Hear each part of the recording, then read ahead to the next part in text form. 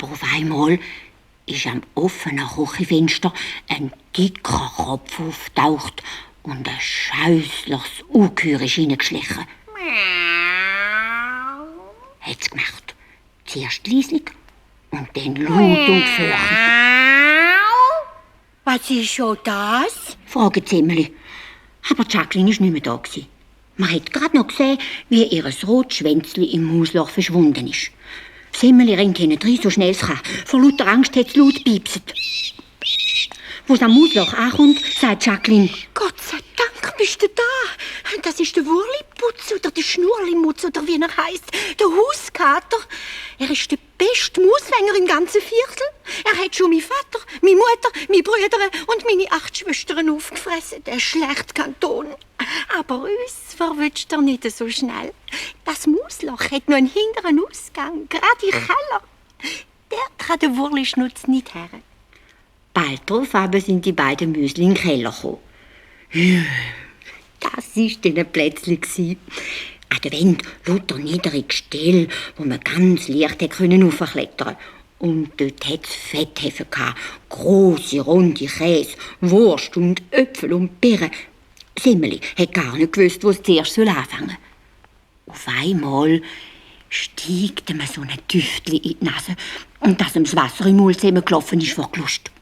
Gerade vor seinem Näsli ist ein Stück schön gebratener Speck gehangen, in einem kleinen Häuschen aus Stäb.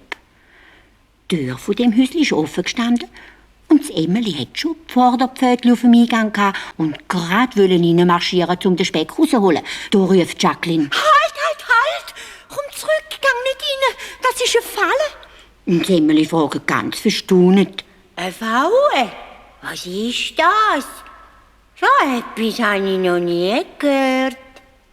Mon Dieu, jetzt weiss der Totsch nicht einmal, was eine Falle ist.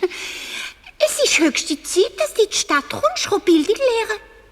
Also, pass auf. Die Zweibeiner, Menschen, sagt man, die in meinem Haus wohnen, mögen es nicht. Aber weil sie zu langsam und zu fähig sind, um uns vor, stellen sie eben das Zeug auf, das Käfi. Wenn du da reingehst und einen Speck willst, dann fällt etwas ab. Darum heisst es Fallen. Dann bist du gefangen und kannst nicht mehr raus. Hey, du mein Trost, fressen sie einem den? Nein, das glaube ich nicht. Aber ein Onkel von mir, der in so eine Falle geraten ist, hat sie nachher der Katze zu fressen gegeben. Und mein Großvater hat sie ersäuft. Also, pass auf die Fallen auf, wenn du am Leben bleiben willst. Du hat die Feldmaus gesagt: Liebe Cousine, wenn es dir nichts ausmacht, dann zeig mir bis so gut, wie ich da so tiefig als möglich wieder rauskomme. Ich möchte wieder auf das Land zurück, wo ich hergehöre. Lieber wollte ich bloß Körner fressen und mir Ruhe haben. Was nützen mir Pflaumen und Speck und alles Krebs, wenn ich muss Angst haben vor der Köche, den Fallen und den Katzen? Das Stadtleben ist nichts für meine Nerven. Ich haue ab. Leb wohl, Jacqueline, und alles Gute, hä? So ist die Feldmaus wieder aufs Land zurück und hat noch lange glücklich und zufrieden gelebt.